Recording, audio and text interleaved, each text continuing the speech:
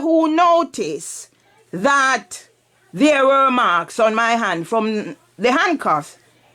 And the only other thing I'm going to say about that there is when he keeps mentioning how fit you are. You're so fit. So when he asked me my date of birth, I told him, and he said, oh, you're 60. And I said, no, I'm 61. But the next thing that really put me off is when he asks, oh, do you have a British passport? And I says to him, that's for me to know and you to find out. So after all these procedures was done now, I might have reminded about the toilet. I cannot go to the toilet until I'm assigned a cell. So I was stood out there waiting for whatever they do their thingy. So that was when Holly Sweeney asked me, how are you feeling? And I says to her, like punching somebody. But I don't do physical. I said, I write.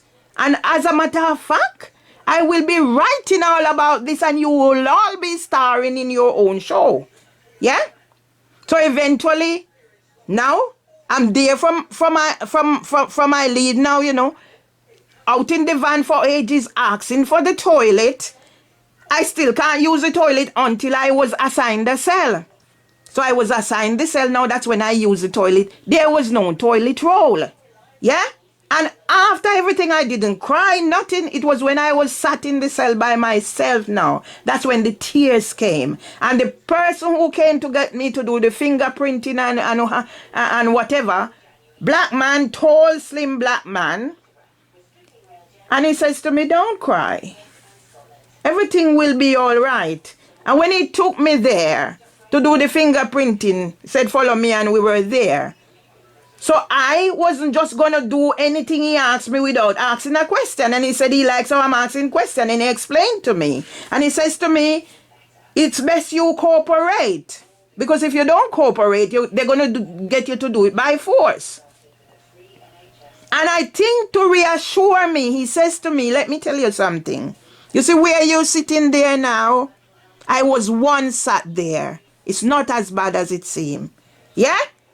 And I guess God placed that young man in that to do that for me, to reassure me, to let me understand that, yes, things happen to people. So that's why I'm doing this reflection, because if these police officers who come into my house and leave me exposed, my husband and I, to whatever, yeah, keep Southwark safe, yeah, if they think they're going to come into my house and do what they've done, yeah, this is why I keep this for Tess, from Tess. My husband was stood here that day with Tess when he says to me with tears in his eyes, Mervelee, you need to get support for Tess. And what I see happen to Tess, social services didn't do anything until Tess died in her house. Yeah? And that's when police is going to come to want to ask questions. Where were the social services and the police when Tess was needing help? When my husband was stood at this window. Yeah? And when the police came to section me under a false malicious report, this is the window my husband was stood when they wanted to take me away by force. And until I showed them the medical report that I had taken to show to MP Neil Coyle when I visited his surgery, because he had used his mother mental health issues to get support, and yet they're not prepared. So that's why I'm taking up this battle. The young children with special educational needs. Yeah? Why was this? Yeah? This is about a building that has been given priority over me. Because you couldn't work out some ways for me to go get my flu jab. A building was a victim, it's more priority, so you have to do that. Yeah? These are things that's been reported. Workplace bullying cost Britain 18 million. Yeah? And all these things. Yeah, that's my diagnosis for chronic anxiety. Yeah, certificate of naturalization. Yeah, what is that? Isn't that discrimination? Unconscious and conscious biases? Yeah, this was when I was turned down for the role of lead early years practitioner, which resulted in another breakdown, and that's when I decided, or a meltdown. That's when I decided, no way, I can't do this anymore. Yeah, this was when I was advised by my tutors at Lambe College. Mervelee, you could use your assignments for your first book, the way you structured them. Yeah? This is me on Sky News, 2011. This is a book I wrote about inclusion as a result of David Cameron's intervention. And I was put in touch with the Department for Work and for Education because I wrote an open letter. 1 to Theresa May later. This is where I was advised to do volunteering so I could train as a teacher for 16-year-old to adult. Yeah? And this is the statistic that was used to help make me a victim. 1 in 5 of all suicides are associated with unemployment. This is where I come in now since COVID. 600,000 older people in the UK say they get out of the house once a week or less. Before COVID, I have the Walworth living room where I volunteered with Pembroke House. So if I'm feeling down, out of sorts, I could easily put myself together, go mingle with people. COVID took all of that away from me. Yeah? And to know that I trained with cardboard citizens and what cardboard citizens have done to me also lately. Yeah? I applied for Theatre of the Oppressed and the way I've been treated.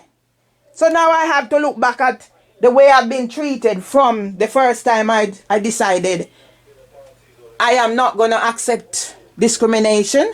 So that, and after the death of my brother, the first nervous breakdown at King's College NHS Foundation Just, to where now London Early Years Foundation. With all the reviews online about abuses, they're still operating out of House of Commons nursery, where I was sent to be colonized after I raised concerns about my mental health and what was happening to me. And now Leaf can say they have no data for me. Yeah? And in spite of what was happening to me, I could be page 1 of ITV News, Winrush 70. I've got to still be doing something up until then. My son has faced a similar discrimination as to what I've had. And you expect that I'm just going to accept today's the date. I said my final goodbye to my mother in Jamaica for 4 weeks for my son's wedding. Mom didn't know me, but on the day I was coming back to England, she said, told my son, I didn't come to say goodbye. And I know that would be my final goodbye. And that's why I heard yesterday on the news, 9 police officers charged for breaking COVID rules. Today, 37-year-old police officer died from COVID. Yeah? And these bastards, yeah? These bastards,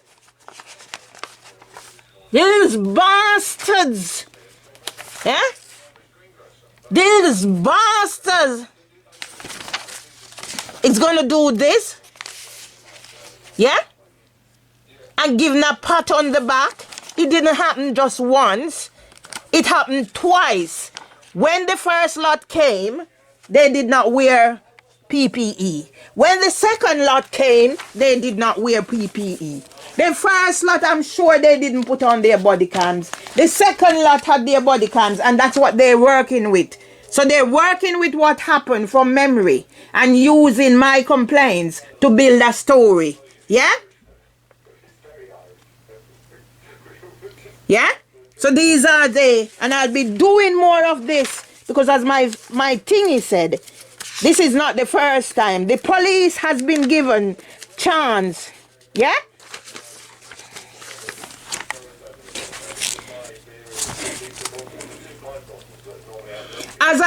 As an organization, we are fully aware that we police by consent and are victim focused but not victim led. Who is the victim in this? How many people, how many organizations, how many from the legal system has made me the victim? Instead, a building that's in that news is the focus.